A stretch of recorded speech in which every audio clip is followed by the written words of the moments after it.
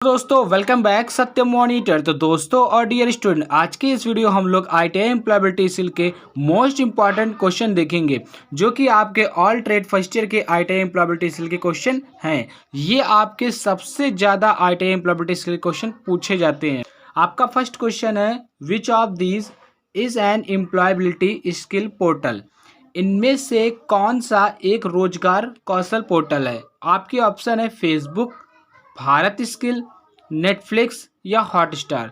तो दोस्तों और डियर स्टूडेंट, आप सबको पता होगा कि आपका जो स्किल पोर्टल है एम्प्लॉयबिलिटी स्किल का, वो है भारत स्किल। तो राइट आंसर ऑप्शन बी होगा आपका नेक्स्ट क्वेश्चन है, when we learn something online it is called. यानी कि जब हम ऑनलाइन कुछ सीखते हैं तो उसे क्या कहते हैं?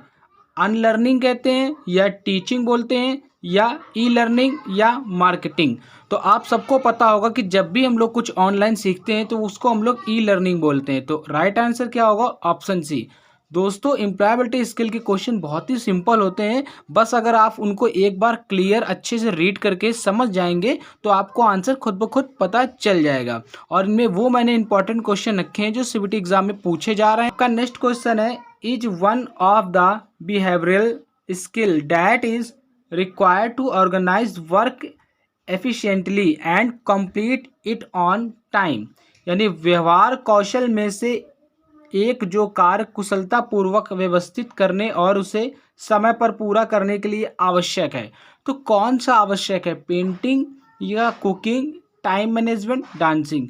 तो आपको जो टाइम जब भी कहीं पे मिल जाए क्वेश्चन में और कोई भी वर्क या कुछ भी आपको कंप्लीट करने के लिए बोले तो उसको हमेशा टाइम मैनेजमेंट में आता है। तो आपका राइट आंसर ऑप्शन सी होगा। आपका नेक्स्ट क्वेश्चन है, Alpan does yoga in morning, he follows YouTube classes to motivate himself, this is an example of. यानी अल्पन सुबह योगा करता है और वह खुद से प्रेरित होकर यूट्यूब क्लास को फॉलो करता है। तो यह कैसा उदाहरण है?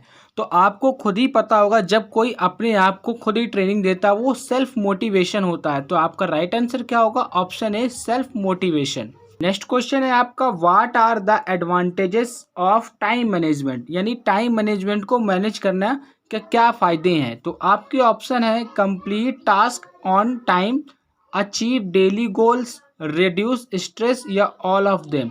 तो आपका dear student right answer option D होगा, ऑल ऑफ दीज। यही आपका राइट आंसर होगा, क्योंकि आपको टाइम मैनेजमेंट करने के सारे फायदे मिलते हैं। क्वेश्चन है, Surya has his team of 10 members are in a meeting, Surya is speaking in Hindi, 6 member in his team understand Hindi, 4 member do not understand Hindi, what should Surya do? यानी कि सूर्या के टीम मेंबर में टोटल 10 सदस्य हैं। अब सूर्या हिंदी में बोल रहा है और उसके टीम में जो 6 सदस्य हैं जो हिंदी समझ सकते हैं, परंतु 4 सदस्य ऐसे हैं जिनको हिंदी समझ में बिल्कुल नहीं आती है। तो सूर्या को क्या करना चाहिए, क्या नहीं करना चाहिए?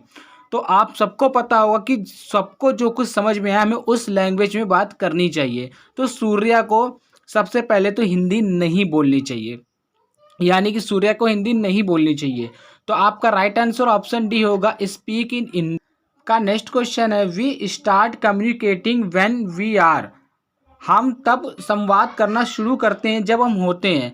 तो हम बातचीत करना कब शुरू कर देते हैं? एडल्ट होते हैं तब, या पेरेंट्स, या चिल्ड्रन, या फिर ओल्ड। तो जो बच्चे होते हैं तभी हम बोलना सीख जाते हैं। तो आपका राइट आंसर ऑप्शन सी होगा, चिल्ड्रन। नेक्स्ट क्वेश्चन है, what does CPU stand for? CPU का मतलब क्या है? तो डियर स्टूडेंट, आपको सीपीयू का फुल फॉर्म पूछा गया है। ऐसे बहुत से क्वेश्चन आते हैं जो कंप्यूटर के बेसिक क्वेश्चन है, वहाँ पे आपको फुल फॉर्म पूछे जाएंगे और कुछ शॉर्टकट कीज पूछी जाएंगी। ये आपके एम्प्लॉयबिलिटी स्किल में क्वेश्चन जरूर पूछे जाते हैं। तो जो सीपीयू का फुल फॉर्म होता है वो होता है सेंट्रल प्रोसेसिंग यूनिट। तो आपका राइट आंसर ऑप्शन सी होगा। नेक्स्ट क्वेश्चन है, what is the brain of computer? तो कंप्यूटर का मस्तिष्क क्या है? तो आप सभी को पता होगा, कंप्यूटर का मस्तिष्क होता है सीपीयू। सीपीयू को कंप्यूटर का ब्रेन कहा जाता है। तो आपका जो राइट आंसर होगा वो होगा option D, central processing unit. तो आपका राइट आंसर ऑप्शन डी होगा। आपका नेक्स्ट क्वेश्चन है, फुल फॉर्म ऑफ ओएस। तो ओएस का फुल फॉर्म क्या है? तो ओएस का जो फुल फॉर्म होता है वो होता है ऑपरेटिंग सिस्टम। तो आपका राइट आंसर क्या हो जाएगा? Option A operating system. Dear student, जितने भी फुल फॉर्म है मैंने बता रखा है, जितने भी फुल फॉर्म है उन फुल फॉर्म को आप अच्छे से पढ़ लीजिए, वो चाहे आपके कंप्यूटर में या ट्रेड थ्योरी में या वर्कशॉप कैलकुलेशन, जहां भी आपके फुल फॉर्म है सारे फुल फॉर्म आपको अच्छे से पढ़ने हैं। आपका नेक्स्ट क्वेश्चन है, before sharing the information on social media think question to be asked by oneself. यानी कि हम सोशल मीडिया में जब कोई जानकारी शेयर करते हैं तो खुद से पहले यह पूछ लेना चाहिए कि हम ये जो भेज रहे हैं वो सही है या नहीं। तो आपके ये क्वेश्चन कुछ कौन कौन से आपसे क्वेश्चन पूछने चाहिए। तो आपके ऑप्शन है इट इज़ ट्रू, या सही है या नहीं, या इट इज़ नेसेसरी, क्या यह जरूरी है, इट इज़ हेल्पफुल, क्या ये लोगों की मदद के लिए है, या ऑल ऑफ दिस। तो हमें ये सारे क्वेश्चन खुद से पूछ लेने चाहिए। तो आपका राइट आंसर ऑप्शन डी होगा। तो आपका लास्ट क्वेश्चन है, online banking is also called. Online banking को भी कहा जाता है, तो क्या कहा जाता है? Home banking, office banking, net banking, या सेल्फ बैंकिंग। तो ऑनलाइन जो बैंकिंग है उसको हम लोग नेट बैंकिंग बोलते हैं। तो आपका राइट आंसर ऑप्शन सी होगा। तो दोस्तों और डियर स्टूडेंट, आज मैंने most important IIT employability skill के ऑल ट्रेड के फर्स्ट ईयर के क्वेश्चन बता दिए हैं। इसमें बहुत से क्वेश्चन है जो आपके CBT एग्जाम में पूछे जा रहे हैं, और बहुत से ऐसे क्वेश्चन है जो मैंने अपने खुद से गेस करके आपको बताए हैं जो आपके एग्जाम में आ सकते हैं।